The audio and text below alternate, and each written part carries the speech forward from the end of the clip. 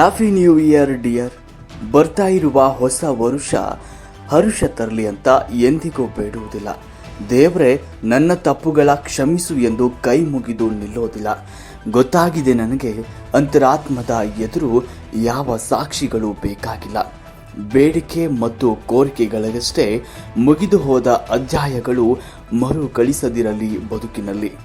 ನಾನು ಎಲ್ಲರಂತೆ ನಂಬಿದ್ದೇನೆ, ಪ್ರೀತಿಸಿದ್ದೇನೆ, ಮೋಸ ಹೋಗಿದ್ದೇನೆ, ಬದುಕಿರುವಾಗಲೇ ಸಾಯಿಸಲ್ಪಟ್ಟಿದ್ದೇನೆ. ಆರ್ಥಿಕ ಅಧಪತನಕ್ಕೆ ಜಾರಿ ಕೆಲಸವಿಲ್ಲದೆಯೂ ಕಂಗೆಟ್ಟಿದ್ದೇನೆ. ನೋವ ನುಂಗಿ ನಗುವುದನ್ನು ರೂಢಿಸಿಕೊಂಡಿದ್ದೇನೆ. ಅಷ್ಟೇ ಯಾಕೆ, ಸಮಯ ಸಿಕ್ಕಾಗೆಲ್ಲ ಏಕಾಂತದಲ್ಲಿ ಅನಾಥ ಪ್ರಜ್ಞೆ ಹೊತ್ತು ಒಬ್ಬನೇ ಬಿಕ್ಕಳಿಸಿದ್ದೇನೆ. ಅರ್ಧಕ್ಕೆ ಎದ್ದು ಹೋದವರು, ಬಂದೇ ಇರುವಂತಹ ಕಾಯಿಸಿದವರು, ನನ್ನ ನೋವಿನ ಕತೆ ಕೇಳಿ ಅಂತಃಕರಣದ ಮಾತುಗಳ ಆಡಿದವರು, ಇಲ್ಲ ಸಲ್ಲದ ಕತೆಗಳ ಕಟ್ಟಿ ಬೆನ್ನ ಹಿಂದೆ ಹಂಗಿಸಿ ನಕ್ಕವರು ಎಲ್ಲರೂ ಇದ್ದಾರೆ ಇಲ್ಲಿ. ನಾನು ಅವರು ಯಾರಿಗೂ ಎಂದಿಗೂ ಕೇಳು ಬಯಸುವುದಿಲ್ಲ. ಎಲ್ಲ ನನ್ನ ಹಣೆ ಬರಹವೆಂದು ವಿಧಿಯನ್ನ ಹಳೆಯುವುದಿಲ್ಲ. ಮುಗಿದು ಹೋದ ಅಧ್ಯಾಯಗಳ ನೆನೆದು ಬಿಕ್ಕುವುದಿಲ್ಲ. ಹೊಸ ವರ್ಷದ ಮೊದಲ ದಿನ ಕ್ಯಾಲೆಂಡರ್ ಬದಲಿಸಿ ತಡರಾತ್ರಿಯ ತನಕ ಪೆಗ್ಗಿನ ಮೇಲೆ ಪೆಗ್ಗು ಹಾಕಿ ಸಿಗರೆಟಿನ ಜುರುಕಿ ಜಗ್ಗುವ ಜನರಿಗೆ ನಾನು ಏನನ್ನು ಹೇಳುವುದಿಲ್ಲ. ಮತ್ತದೇ ಹಳೆಯ ಮೊಹಾಬತ್ತಿನ ಕತೆ ಹೇಳುತ್ತಾ ಬಿಟ್ಟು ಹೋದವರ ನೆನೆದು ಕಣ್ಣೀರಾಗುತ್ತಾ ಬಾರದ ಬೆಳಕಿಗೆ ಕಾದು ಕನವರಿಸುತ್ತಾ ಹ್ಯಾಪಿ ನ್ಯೂ ಇಯರ್ ಹೇಳಲು ನನ್ನಿಂದ ಆಗೋದಿಲ್ಲ.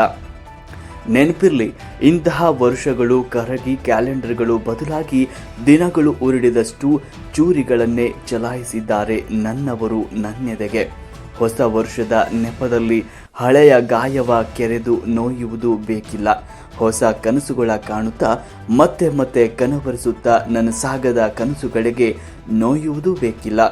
ನೆನಪಿರಲಿ, ಪಟಾಕಿ ಹೊಡೆದು ಕೇಕ್ ಕತ್ತರಿಸಿ ಗೆಳೆಯರಿಗೆಲ್ಲ ಹಂಚಿಯಾದ ಬಳಿಕ ನೀರು ಬೆರೆಸಿ ಅರ್ಧ ಇಳಿಸಿ ಸಾಕಿನ್ನು ಅಂತ ನೀವೆಲ್ಲ ಹೊರಟು ನಿಂತ ಬಳಿಕ ಅದೇ ಅಳಿದು ಉಳಿದಿದ್ದಕ್ಕೂ ಮುಗಿ ಬೀಳುವ ಜೀವಗಳಿವೆ ಇಲ್ಲಿ.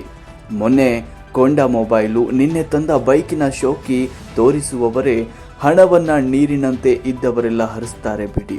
ಅವರವರ ಭಾವ ಬಕುತಿಗೆ ಕೈಗನ್ನಡಿಯೊಮ್ಮೆ ಕೊಡಿ. ಎಲ್ಲರ ಹಣೆ ಬರಹವೂ ಒಂದೇ ಆಗಿರುವುದಿಲ್ಲ. ಯಾರನ್ನು ನೋಯಿಸಿ ನಗ್ತಾರೆ, ಯಾರೋ ಯಾರನ್ನ ನಗಿಸಲು ಅಳ್ತಾರೆ, ಮತ್ತೆ ಯಾರೋ ಯಾರಿಗೆ ಗೊತ್ತು ಕಾಲ ಇಗೆದಂತೆ ಮುಂದೆ ಇರಲಿಕ್ಕೂ ಇಲ್ಲ. ಎದುರಾದರೆ ಏನೆಂದು ಮಾತನಾಡುವ ಅಗತ್ಯವಿಲ್ಲ. ಸಾಧ್ಯವಾದರೆ ಬಂದು ಅಪ್ಪಿಕೊಳ್ಳಿ. ನಾನು ಬಯಸಿದ್ದು ಎರಡು ಆತ್ಮಗಳ ಬೆಸುಗೆಯನ್ನಷ್ಟೇ, ಮಣ್ಣಲ್ಲಿ ಮಣ್ಣಾಗುವ ನಿಮ್ಮ ದೇಹದ ಸ್ಪರ್ಶವನ್ನಲ್ಲ. ಪ್ರೀತಿ ಹುಚ್ಚಲ್ಲಿ ಅವಳನ್ನ ದೇವತೆ ಅಂದ್ಬಿಟ್ಟೆ. ಈ ಪ್ರೀತಿ ಹುಚ್ಚಲ್ಲಿ ಅವಳನ್ನ ದೇವತೆ ಅಂದ್ಬಿಟ್ಟೆ. ದೇವತೆ ಪ್ರೀತಿ ಒಬ್ರಿಗೆ ಮಾತ್ರ ಅಲ್ಲ ಅನ್ನೋಷ್ಟರಲ್ಲಿ ಸಮಯ ಮೀರೋಗ್ಬಿಟ್ಟಿತ್ತು.